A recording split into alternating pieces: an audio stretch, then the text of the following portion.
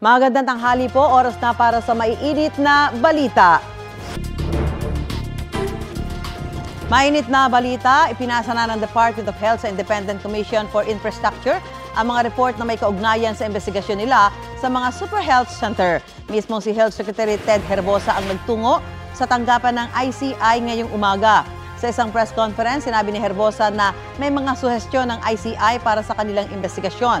Kabilang din sa mga iniimbitahang government agency, ang Department of Education at Department of Agriculture. May ilan namang nagrally sa harap ng ICI office, agad silang pinaalis ng mga nagbabantay roon. Ang iba pang balita kaugnay sa investigasyon sa flood control projects, ihahatid namin maya-maya lang.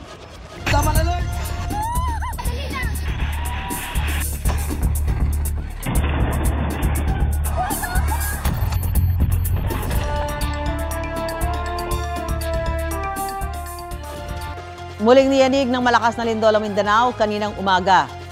Sa kuha ng CCTV na ipinadala ni Youth Cooper Mayan Antolin Minglana, makikita ang pagyanig sa bayan ng General Luna sa Surigao del Norte. Sa Cantilan, Surigao del Sur, makikita rin ang paggalaw ng ilang appliances at imbaka ng tubig. Halos matapon naman ng tubig sa mga aquarium na yan sa San Francisco, Agusan del Sur dahil sa lakas ng pagyanig. Sa Davao City, naglabasan ang mga empleyado ng isang BPO. Ayon sa T-Box na italang epicenter ng magnitude 6 na lindol, 12 kilometro timog silangan ng General Luna, Surigao del Norte pasado alas 7 ng umaga. Naitala ang intensity 5 na pagyanig sa ilang pang bayan sa Surigao del Norte at sa ilang bahagi ng Dinagat Islands. Naramdaman din ang pagyanig sa Cagayan de Oro, Butuan City at ilang panig ng Leyte Provinces, Eastern Samar, Bohol, Surigao del Sur, Bukidnon, Camiguin at Davao de Oro. Pinaalerto pa rin ang mga residente sa mga posibleng aftershock.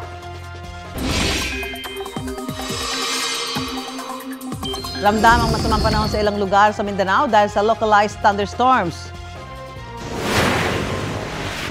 Sa Davao City, pilit na itinawid ng isang rider ang rumaragasang ilog sa Barangay Carmen. Natumba ang rider at ang kanyang motorsiklo. Ayon sa uploader ng video, nagpumilit ang rider na tumawid sa ilog para makauwi agad sa kanyang bahay. Nagka-landslide naman sa Barangay Kibukay sa Upi, Maguindanao del Norte. Kasunod ito ng masamang panahon na naranasan doon. Bahagyang naantala ang biyahe ng mga motorista dahil sa mga humambalang na gumuhong lupa sa kalsada.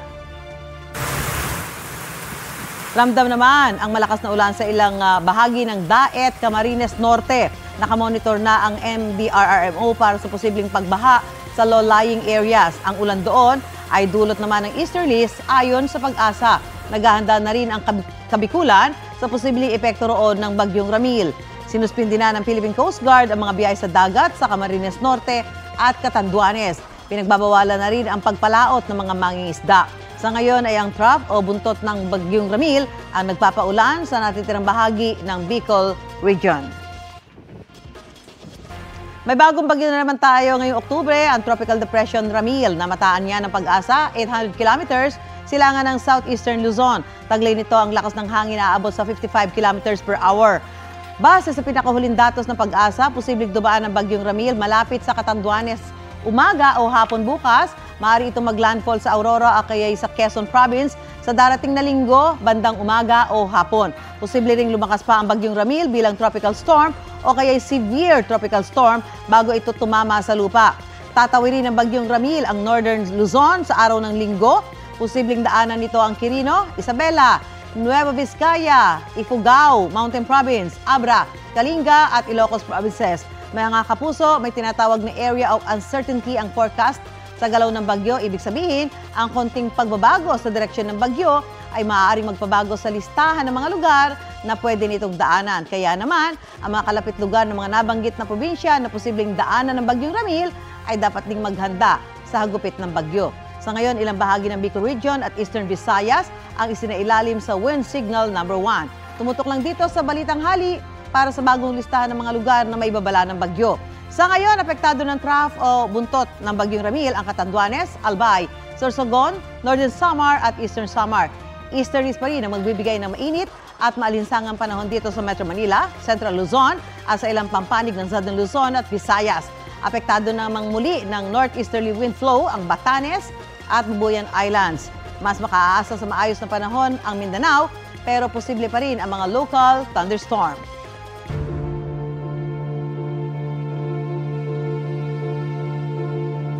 Pinalagaan ni Senador Bongo ang pag-ugnay sa kanya sa mag-asawang Diskaya kasunod ng pahayag kahapon ni DPWH Secretary Vince Dizon na sisilipin na rin ang posibleng koneksyon na yan. Sabi naman ni Ombudsman Jesus Crispin Remulla, may pinoprotektahan ng mag-asawang kontratista kaya tipid ang mga pahayag nila. Balitang hatid ni Salima Refran. Wala eh. Kaya talagang they're really hanging on to their life para to keep as much money as they can and to get away with as much crime as they can. Hindi na raw kinagulat ni Ombudsman Jesus Crispin Remulla na binawi na ng mag-asawang kontratistang Curly at Sara Diskaya ang kanilang kooperasyon sa investigasyon ng ICI. Kasunod dito ng pahayag ni ICI Commissioner Rogelio Singson na wala pang kwalipikado maging state witness sa mga humaharap sa ICI. Tinapat na rin daw ang mga Diskaya sa Department of Justice na mahirap ang hinihingi nilang blanket immunity o pagkaligtas sa asunto sa lahat ng kaso. Evasive talaga siya, hindi niya talaga sasabihin lahat. Selective lang. Meron siya selective recall ng mga bagay-bagay. Sinabihan na sila, makukulong kayo. Huwag niyo isipin na scot-free kayo sa lahat pag nabigyan kayo ng protection kasi wala pang blanket immunity na ginagawa ang DOJ kahit kailan. Piling-pili lang daw ang binibigay nilang impormasyon dahil sabi ni Remulla, may pinoprotektahan ang mag-asawang Diskaya. He's protecting people like Bongo. Kasi nga yung joint venture nila, 8 projects worth 800 million. Doon sila simula lumaki. But they will not talk about it. Ang tinutukoy ni Remulla ang mga joint venture na pinasok ng mga Diskaya sa pamamagitan ng kadalang St. Gerard Construction kasama ang CLTG Builders na kontraktor na pinangangasiwaan ng ama ni Senador Bongo. Nangyari mula 2017 ng mga joint venture, panahong Special Assistant Pasigo ni dating Pangulong Rodrigo Duterte. Bahagi ito ng mga iniimbestigahan sa mga Diskaya sa State Witness Evaluation at case build-up ng DOJ. Sinasabi nila they had to go through a mediator, tapos lisensya lang daw na ginamit nila. Ang ginamit ng kabila. Hindi raw siya nakialam, binigyan daw siya ng 3%, parang ganun. Hindi ako naniniwala hindi siya ganun eh. Hustler yan. Kausap na raw ng Office of the Ombudsman ang DPWH kaugnay ng investigasyon tungkol dito. We are looking at connections between the Diskayas and CLTG Corporation. Tandaan nyo ang daming kontrata ng mga Diskaya. Libo. At meron na kaming plano at meron na kaming mga gagawin sa mga susunod na araw to look at those, specifically at those contracts of the Diskayas during the previous administration. Buwelta naman ni Go, iniuugnay raw ang pangalan niya sa mga Diskaya para malihis ang takbo ng investigasyon. Hindi ko po kilala ang mga Diskaya. Wala po akong kinalaman sa kanila at wala po akong pakialam sa mga Diskaya. Yung flood control ang issue dito. Yung ghost projects ang issue dito. Yung mga substandard projects ang issue dito. Mga anomalous projects ang issue dito. Huwag tayong lumihis. Ano to? May cover up? Ano to, para ilihis yung atensyon sa totoong may kasalanan? Tinutumbok natin sino yung mga buhaya talaga. Malapit na eh. Lumalabas naman eh.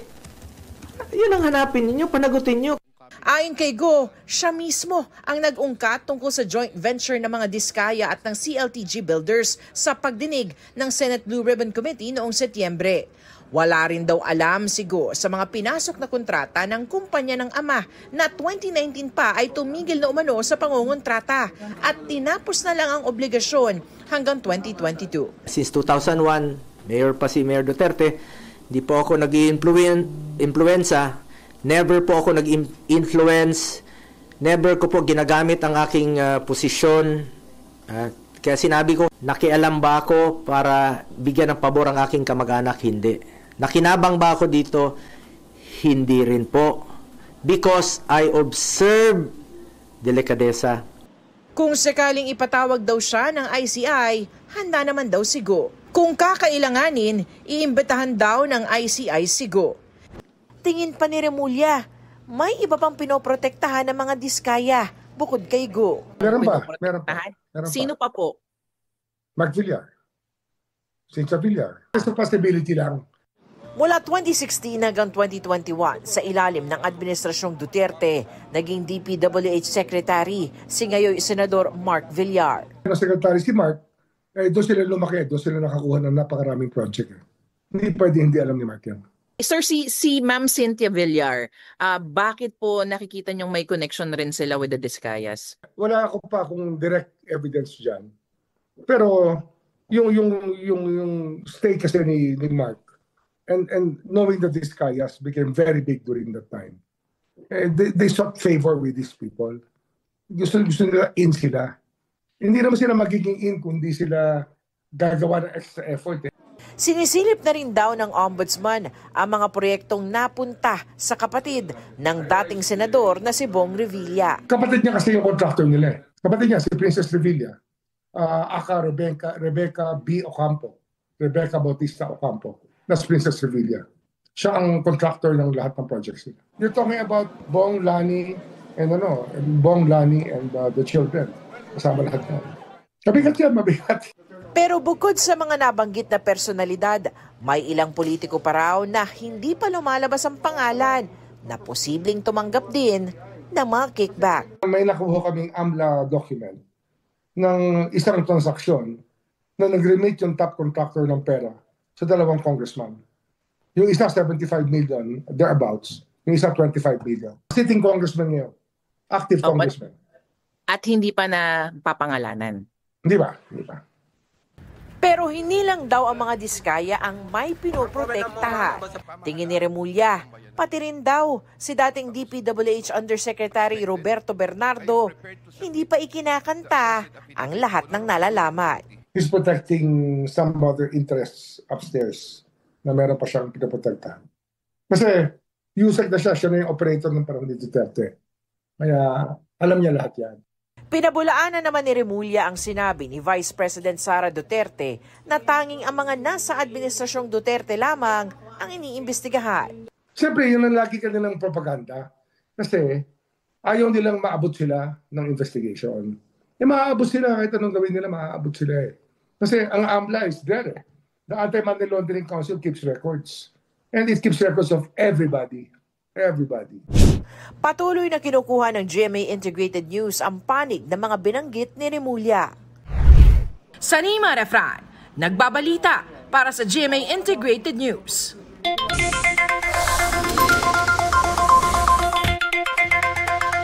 Bip, bip, bip, mga motorista! May inaasahang rollback sa ilang produktong petrolyo sa susunod na linggo. Ayon sa Department of Energy, Oil Industry Management Bureau, batay sa 4-day trading, 1 peso and 10 centavos ang nakikitang bawas presyo sa kada litro ng diesel. 30 centavos naman sa gasolina. Habang sa kerosene, may inaasahang 65 centavos na bawas presyo sa kada litro. Ayon sa DOE, isa sa mga nakakaapekto riyan ang oversupply ng langis sa Russia at Amerika. Hulikam sa Quezon City ang pagnanakaw sa isang vape shop. Ang may-ari ng tindahan agad nakatimbre sa mga pulis. Balitang hatid ni James Agustin. Gamit ang flashlight, tinalughog ng lalaking ito ang isang vape shop sa Quirino Highway, Barangay Sauyo, Quezon City. Ang lalaki pinagbubuksan ng mga cabinet sa tindahan. Nang makuha ang kanyang pakay, sumilip siya sa labas. Hindi pa man siya nakakatakas. Masda na biglang bumaba ang roll-up door. Napaupo na lang ang lalaki sa loob ng tindahan. Ayon sa pulisya, kasasaralan ng vape shop na mangyaring insidente. So na-timingan ng mayari na merong mga nagro-ronda ng mga TMRU natin. Yun, pinara niya, tapos hinintayin lang nila ito lumabas. So for safety reason, hindi nila pinasok agad para makita din kung armado itong tao o hindi. Ang hindi alam ng lalaki bago pa man siya makapagnakaw, nakita na siya ng may-ari ng tindahan na umaaligid sa lugar. Nakumpirma ito nang i-review ng CCTV footage. Ito si suspect, sinira niya tong roll-up door ng isang tindahan. Tapos gumapang siya doon, pilit niya inangat para kumasya yung katawan niya. Inaresto ng pulisya ang 61 taong gulang na suspect. Nabawi sa kanyang ninakaw na 3,000 pesos na cash at vape products na nagkakalaga ng higit 1,300 pesos. Aminado ang suspect sa nagawang krimen. May sakit po ako sa puso. Nagtitinda po ako ng mesa, halos naubos na po yung puhunan ko, pambayad po ng utang po sa Bombay. Kaya napilitan naman po ako gumawa. Nagawa ka man yun, pero pinagsisisihin ko na po yun. Sa record ng pulisya, ika-5 beses nang nareso ang suspect na dating nasangkot sa mga kasong pagnanakaw at iligal na droga. Since 2019, meron na siya mga series of robbery, theft, 9165. So meron din siyang malicious mischief na kaso. So hindi na bago ito sa gawain ng tao na to. Nasampa ng suspect ng reklamong robbery. James Agustin, nagbabalita para sa GMA Integrated News.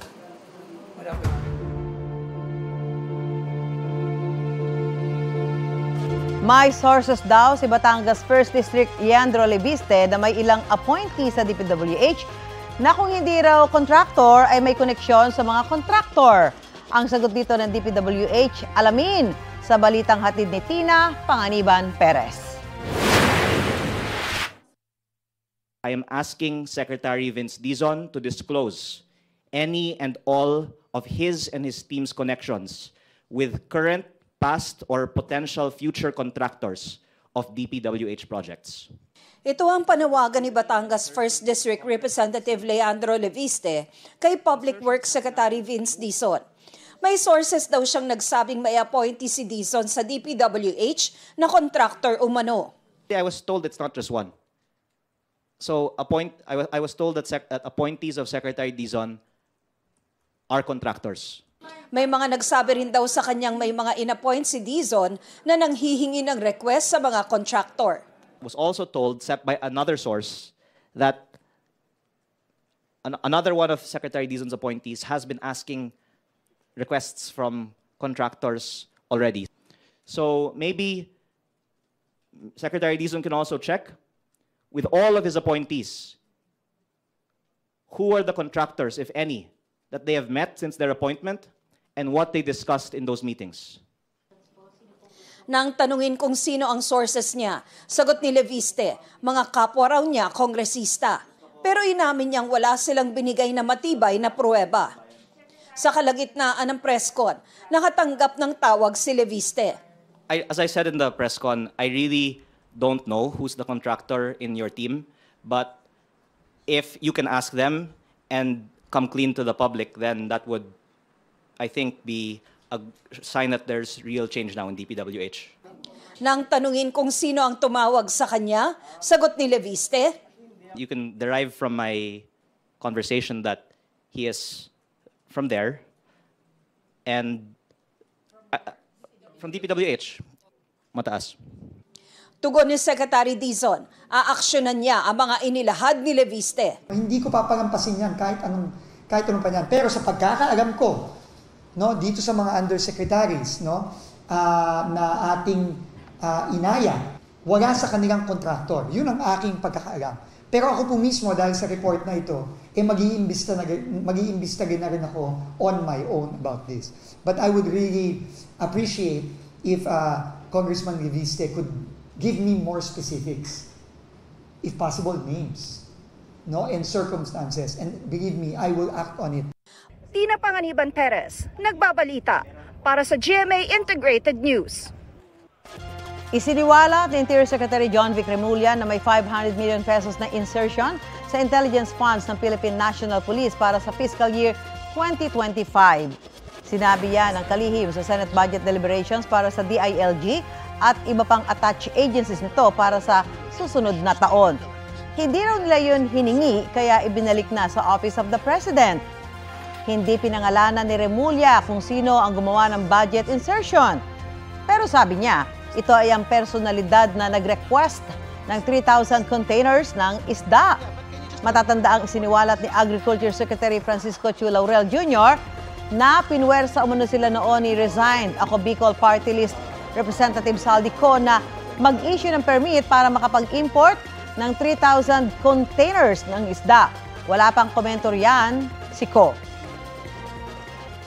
Natagpuan na ang dalawang nawawalang overseas Filipino workers sa Hong Kong. Ayon sa Department of Migrant Workers, nasa kustodiya na ng Migrant Workers Office doon ang dalawa. Isinasailalim na raw sila sa medical check-up. Halos 2 linggong hinanap ang mga OFW na sina Amy Mahilum Pabuaya at Aleli Perez Tibay. Huli silang nakitang nag-hike sa Chuen Wan District noong October 4. Nakausap na raw ng DMW at OWA ang kaanak ng dalawang OFW. Tinutugis ang isang lalaking nahuli na nagnakaw sa isang paupahang bahay sa Baseco, Maynila. Tinangay niya ang dalawang cellphone at 1,000 pisong cash ng biktimang aminadong naiwang bukas ang pintuan ng apartment unit niya. Balitang hatid ni Jomer Apresto. Nakuhanan sa CCTV ang lalaking yan habang nasa loob ng compound na isang paupahang bahay sa Baseco, Maynila noong nakaraang linggo. Makikita na nagmasid-masid pa siya sa lugar. Maya-maya, ilang beses na niyang tinangkang buksan ng tindahan. Pero nakakandado ito. Ilang saglit lang, makikita na ang lalaki na umakyat sa hagdan ng paupahan kung saan natutulog na mga tenant. Hindi na nakuhanan sa CCTV pero isa-isa raw sinubukang buksan ng sospek ang pinto ng mga apartment unit. Ayon sa uploader ng video na siya ring may-ari ng tindahan at paupahan. Natsyempuhan umano ng sospek na bukas ang unit ng biktimang si alias Lynn. Sa kuhang ito, makikita na ang sospek na may sinukbit na dalawang cellphone sa kanyang bulsa at dali-daling bumaba palabas ng compound. Nakausap namin ang biktima pero hindi na siya humarap sa kamera. Sa kwento niya, nakatulog siya sa pagod dahil kauuwi lang niya galing sa trabaho kaya nakalimutang ilak ang pinto sa kanilang apartment. Natangay raw ng sospek ang kanilang dalawang cellphone at 1,000 pesos na cash. Nai-report na nila ang insidente sa barangay. Ayon sa biktima, ibinalik ng kaanak ng sospek sa kanya ang isa sa mga ninakaw na cellphone. Hindi pa na ibabalik ang iba niyang gamit. Hindi pa rin umano sumusuko ang sospek na nagtago na sa ibang lugar. Aminado ang barangay na ilang beses nang nagkakaroon ng insidente ng nakawan sa kanilang lugar. Dito talaga marami talagang gumagawa ng ganyan. Yung magagaling magsalis. Mapalo up naman ang barangay sa mga kapulisan namin. So masasampan po sila ng dapat na paukulang kaso. Ayon naman sa Baseco Police Station, bukas ang kanilang tanggapan sa oras na magsampa ng formal na reklamo ang biktima laban sa sospek. Jomer Apresto nagbabalita para sa GMA Integrated News. Ito ang GMA Regional TV News. Mainit na balita mula sa Visayas at Mindanao, hatid ng GMA Regional TV. Sugatan ng isang babaeng guro matapos barili ng kanyang mister sa isang paaralan sa Tanawan, Leyte.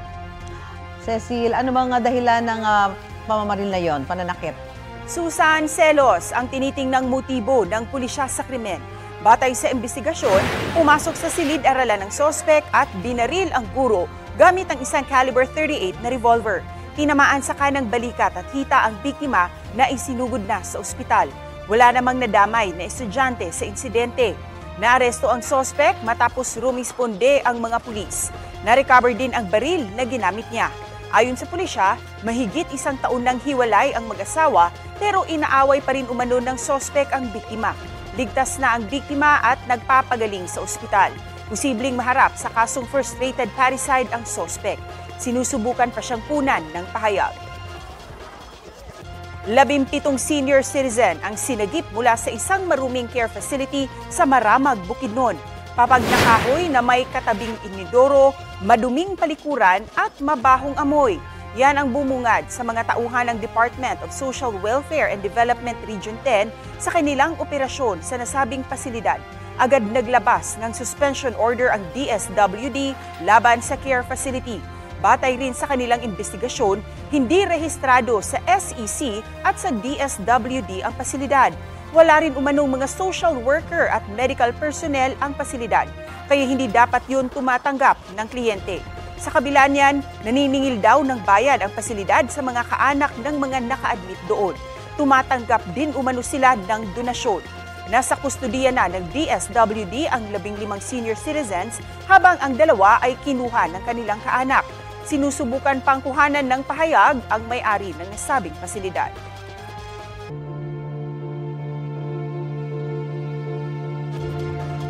Update tayo sa pagdinig ng Independent Commission for Infrastructure.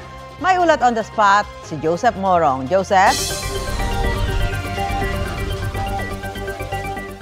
Susan, nasa 300 mga super health centers na hindi pa kumpleto at hindi mapakinabangan ang laman ng report na isinumite ng Department of Health sa Independent Commission for Infrastructure o ICI ngayong umaga. Mismong si DOH Secretary Ted Herbosa ang nagsumite ng listahan sa ICI. Bukod kasi sa flood control projects ay mandato rin ng ICI na imbestigahan ang infrastructure projects nitong nakaraang 10 taon. Ang mga super health centers sana ay mas magandang mga health clinics sa mga local government units. Pero sa kanilang investigasyon daw, sa 800 na mga super health centers sa bansa, nasa 300 ang hindi pa kumpleto o non-operational. Ayon kay Secretary Herbosa, iniimbestigahan nila ang kung sino sa DPWH, DOH, mga LGU ang dapat managot kung bakit hindi pa mapakinabangan ang mga ito. Sabi ni Herbosa, nangako ang ICI na tutulungan sila sa investigasyon na gusto ng ICI na ipagpatuloy ng DOH. Samantala sa ibang balita, Susan, ay pinabulaanan ni Secretary Herbosa ang kumakalat na fake news o disinformation na may lockdown sa ilang syudad dahil sa flu outbreak. Paglilinaw ni Secretary Herbosa, walang pinaplanong lockdown ng DOH at ang mga sakit na nararanasan daw ng ilan ay influenza-like illnesses na itinuturing na seasonal respiratory illness at hindi rin kailangan ng mask mandate o pagpatupad ang gobyerno ng malawakang pagmamask sa mga pampublikong lugar. Pero hinihikayat ng DOH on a personal level, yung mga publiko na kung may flu o may sakit ay mag-mask pa rin para hindi makahawa sa inyong mga kasama, sa inyong trabaho o kaya sa eskwelahan o sa mga bahay. Narito ang pahayag ni Secretary Herbosa. The problem in government is that I get all the blame. Remember, if the health system is poor, even if it's devolved, who do you blame? The Secretary of Health. That's the simple truth in that. Everybody blames the Secretary of Health for poor health care. Even if I'm not the one running the healthcare system, bulok yung ospital ng local government. Sino sinisisi nyo? Di ba yung Secretary of Health? So, bibisitahin ko yan. Samantala, Susan, nandito rin sa mga oras na ito si Navotas District Representative Toby Chanco dahil pinatawag siya ulit ng ICI. Mamayang hapon naman ay darating at inimbitahan ng ICI, gusto makapag-meeting ng ilang mga kinatawan ng Embahada ng Amerika, Susan. Maraming salamat, Joseph Morong. Bakit nga ba umatras ang mag-asawang Curly at Sara Diskaya sa pakikipagtulungan sa Independent Commission for Infrastructure? Para sagutin yan, kausapin natin ang abogado nila na si Attorney Cornelio Samaniego III. Magandang tanghali at welcome po sa Balitang Hali, Attorney Samaniego. Magandang tanghali po, Ma'am Susan. Sabi po ng Office of the Ombudsman, misguided ang desisyon ng inyong kliyente na huwag na makipagtulungan sa ICI. Ano ba yung nagtulak sa kanila para umurong? Unang-una po, nire-respeto natin yung komento ng ombudsman, kung yan po yung paniniwala nila.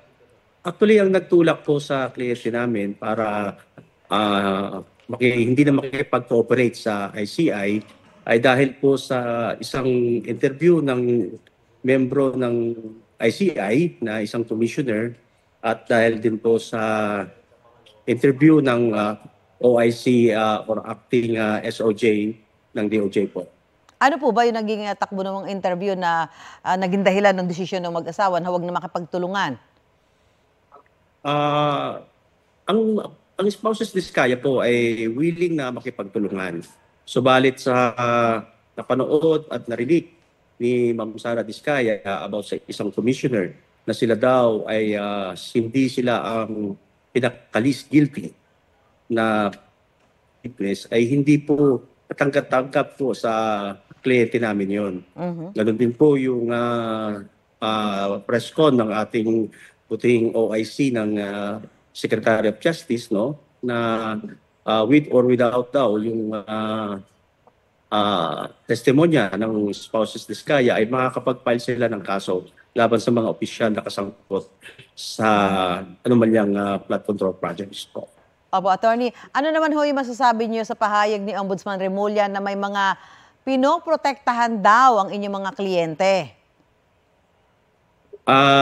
Nire-respeto po natin yan. Kung yun po yung pananaw ng ating butihing Ombudsman Boyeng Rimulya, sa tingin po namin,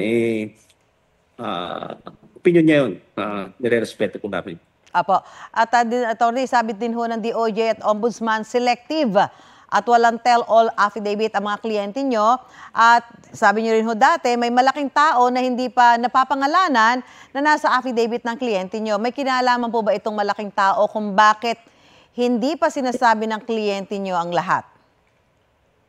Actually, ma'am, doon sa sinasabi naming malaking kliyente, ay malaking taong kasabwat. Actually, nabanggit na po rin yan ng aming kliyente before the Senate Blue Ribbon Committee. Kaya lang, mas specific po yung participation niya at yung pagtawag-tawag nila sa kliyente namin at that time at kung paano nila ipitin ang aming kliyente, no? At humihingi sila ng pera sa kanya. At the onset, ayaw niya talaga ng mga ganyan, ma'am. Dahil mapabalam ang mga proyekto, napipilitan po si Mr. Diskaya na magbigay. No? So, kaugnay po dyan, supposed to be submit na namin yan sa ICI. Sinasabi namin affidavit kasi hiningi rin po ng ICI. Ang naging problema lang po ay mayroon po isang commissioner, ang membro ng isang ICI, na nagpa-interview po pending the investigation of these flood control anomalies. Para sa client, hindi po katanggap sa kanila, bali nagdududa po sila kung ano ba to, independent commission ba to for infrastructure, para malaman natin ang katotohanan or ginagawa lang kaming witness at babandang huli sasampahan din pala ng kaso. Ano ba ho tingin ng mga kliyente nyo doon sa tinatakbo ng investigasyon ngayon? Nung una po maganda ang nangyari lang po hindi na gustuhan ng mga kliyente namin yung pagpapa-interview ng isang member po ng ICI. Sa lahat po ng pagdinig, Ma'am Susan, sa Senate, sa Congress, sa DOJ, sa ICI, dumadalo po kami parati. Actually nga ho, humingi kami ng assistance sa ICI para tulungan kami sa Senate Blue Ribbon Committee sa hula, para bigyan kami ng 7-day furlough patungkol kay Mr. Diskaya para i-collect niya lahat yung mga dokumento na hinihingi ng ICI. Sa kasawiang palad po, wala pong ganyang assistance na naibigay sa amin ng ICI. Yung last hearing po namin, hindi itong nakaraan, humihingi po kami nasa recorded po yan ng ICI proceedings. Pero hinihintay po namin para makapag-comply kami sa gusto ng ICI. Pero hindi po namin gawa nung nakatali po ang mga kamay namin. Gawa nung yung isang si Mr. Diskaya ay nandun pa rin sa Senate Detention Facility po based on the contempt order by the Senate Blue Ribbon Committee last September 18 po. Apo. Attorney, ito, mainit na balita pa ho. Ibinasura po ng Pasay RTC ang petition for habeas corpus ng kliyente niyo si Curly Diskaya. Mananatili pa rin siya sa Senate custody. Ano po ang reaksyon niyo dyan? Bilang as an officer of the court, we have to respect the decision of the court, Ma'am Susan, whether it is favorable or not. But we have other options, legal options to make para naman hindi mapabayaan ang karapatan ng aming kliyente. Okay na. Maraming salamat po, Attorney Cornelio Samaniego III, at magandang tanghali po sa inyo. Maraming salamat, Ma'am Susan. Mabuhay ka po.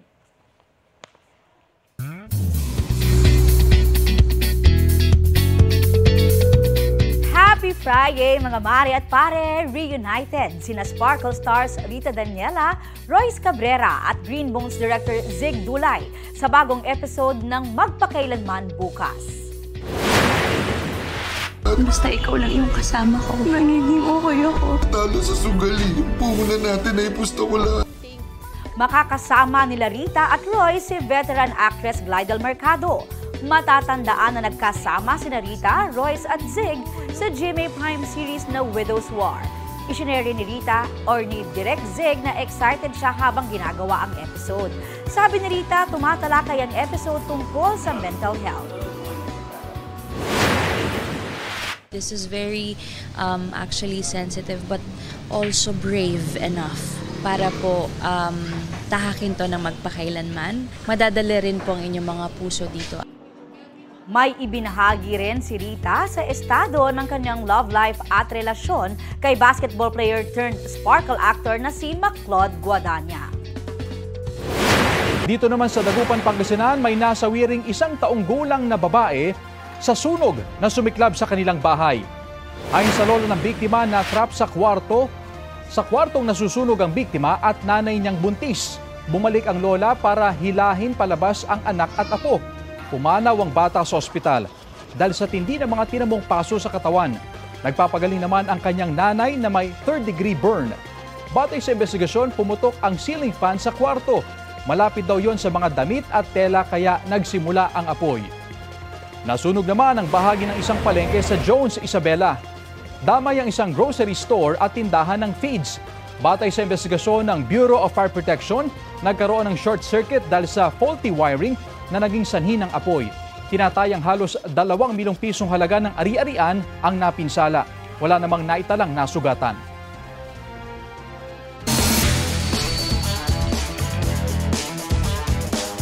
Pangungunahan ni Paris Olympics double gold medalist Carlos Yulo ang men's artistic gymnastics team ng bansa sa idaraos na 2025 FIG World Artistic Gymnastics Championship sa Indonesia. Kasama niya ang mga SEA Games medalists na sina Justin Ace De Leon, Juancho Miguel Besana at John Ivan Cruz.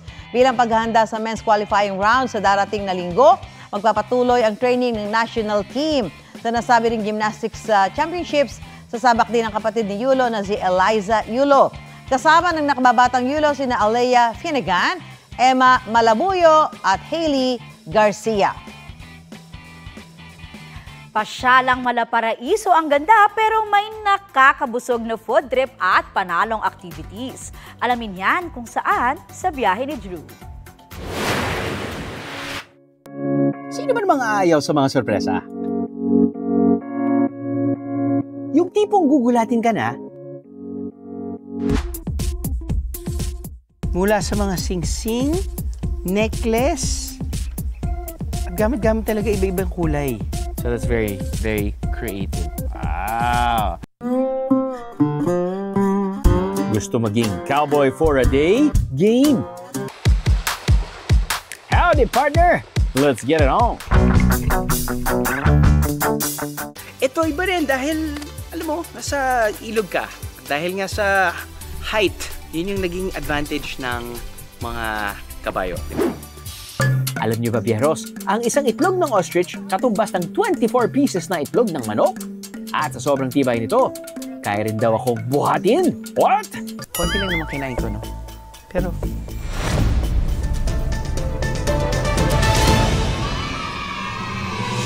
Oo nga.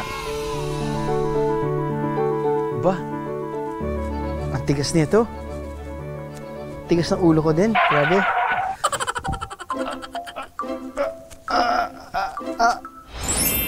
Approve. Talagang mapapasabi ka ng may ganyan para riyan?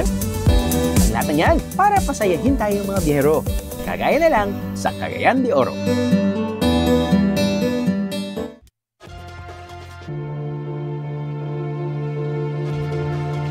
Suportado ng Korte Suprema ang pagsasapubliko ulit ng Ombudsman sa Statement of Assets, Liabilities and Net Worth o SALN ng ilang opisyal ng gobyerno. Ayon kay Supreme Court spokesperson Camille Ting, pwedeng hilingin sa Office of the Clerk of Court ang mga kopya ng SALN, personal data sheet at curriculum vitae ng mga mahistrado. Makikita raw ang request form sa website ng Korte Suprema. Kailangan ilagay ang dahilan kung bakit humihingi ng kopya ng SALN. Pag-aaralan daw ng Supreme Court ang kung aprobahan ang hiling.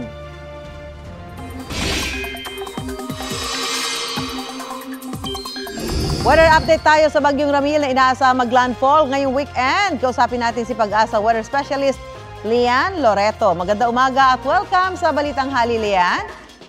Magandang umaga po, Miss Susan. Lian, ano yung latest track na tinatahak ng Bagyong Ramil? Kailan at saan ang landfall nito?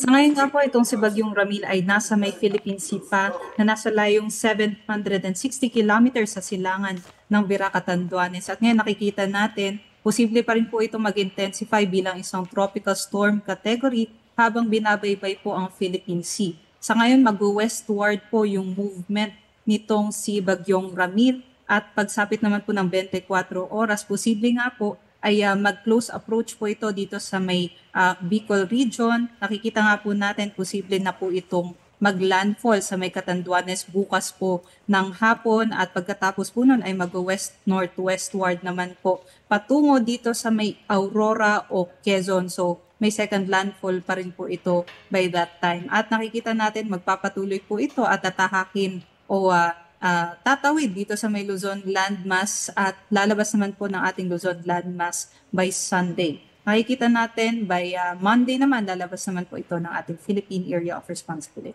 Lian, ngayon ba masasabi na natin kung gaano karaming ulan ang inaasahang ibubuhos nitong si Ramil sa mga lugar na dadaanan nito? Yes po, sa ngayon, ang nakikita po natin, no, aside po doon sa mga malalakas na hangin, posible nga po hanggang mahigit 100 kilometers per hour na hangin ang magiging taglay nitong si Ramil pag landfall nito. Posible pa rin yung 50 to 100 millimeters na mga pag-ulan sa may Eastern Visayas at Bicol region bukas. At pagsapit naman po ng Saturday hanggang sa Sunday noon, maaari po tayo makaranas ng 100 to 200 millimeters naman na mga pag-ulan sa may Catanduanes, pati na rin po sa may Isabela, Aurora, at dito rin po sa may Quezon, Camarines Norte at Camarines Sur. At doon naman po sa iba pang mga probinsya na tatahakin nitong si Bagyong Ramil, posible naman po yung 50 to 100 millimeters na mga pag-ulan. May mga na ba tayo? May mga lugar na may wind signal at yung pagtaas ng alon, gaano kataas yung inaasahan natin, Lian? Sa ngayon, may nakataas na nga po tayo na wind signal number 1 dito po sa may eastern and southern portion po ng Quezon, pati na rin po sa may Polillo Islands, sa may Camarines Norte, Camarines Sur, Catanduanes, Albay, Sorsogon, Burias Island at Ticao Island, pati na rin po dito sa may northern Samar, northern portion ng eastern Samar at Samar, at sila nga po yung makakaranas ng 39 to 61 kilometers per hour na mga bugso ng hangin sa within 36 hours po yan. So ngayon, kahit wala pa po tayong nararamdaman na mga bugso ng hangin, aasahan po natin yan hanggang bukas.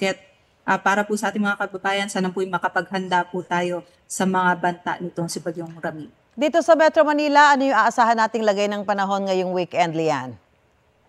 Dito po sa Metro Manila, apektado pa rin po tayo ng Bagyong Ramil. Posible nga po by bukas po hanggang sa Sunday, makaranas po tayo ng hanggang 100 millimeters ng mga pag-ulan. So malalakas po yung ating pag-ulan dito po sa Metro Manila, lalo na po bukas. Lian, pakipaliwanag nga, normal pa rin ba na may mga pagbaha dyan sa Mindanao ngayong nagtatransition na tayo pa amihan season? Well, aside po sa mga bagyo kasi, no, at aside po sa amihan, may mga localized thunderstorms po kasi tayo na nararanasan doon po sa may Mindanao. At yun po yung mga nakakakos usually ng mga pagbaha natin dyan po sa may Mindanao. Okay, maraming salamat, Pag-asa Weather Specialist Lian Loreto. Magandang tanghali sa iyo. Magandang tanghali po.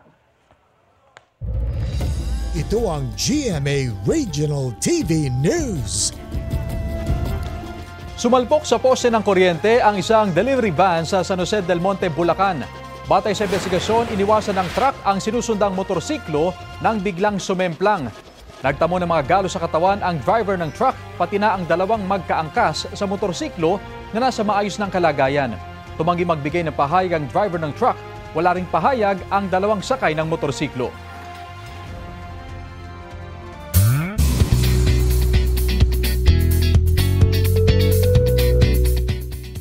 Sumasabak na si Kapuso primetime action hero Ruru Madrid sa Filipino Martial Arts Training na Laraw Kali Pamuok. Yan ang sinamantala ni Ruru habang hindi pa busy sa shoots at tapings. Bukod sa regular workouts, dagdag ang Filipino martial arts sa kanyang health and wellness routine. At least thrice a week ang training niya para riyan. Kwento ni Ruru, isa ang martial arts sa mga gusto niyang gawin dahil gusto niya yung napapagod siya. Kaya kung magkakaroon daw siya ng upcoming action series or film, confident si Ruru na handa siya for the role. Hoping din siya na maipasa sa mga kabataan balang araw ang sining ng Laraw Kali Pamuok. Abiso mga kapuso, adjusted ang mall hours sa Metro Manila simula sa November 17. Ayon sa MMDA, magiging mula alas 11 ng umaga hanggang alas 11 na ng gabi ang operating hours ng mga mall. Tatagal yan hanggang December 25. Pansamantala ring pagbabawalan ang paghuhukay sa mga kalsada sa Metro Manila bilang paghahanda sa Christmas rush. Ayon sa MMDA, magsisimula yan hating gabi ng November 17 hanggang hating gabi ng December 25. Exempted sa temporary suspension ang malalaking infrastructure projects ng gobyerno at emergency road repair.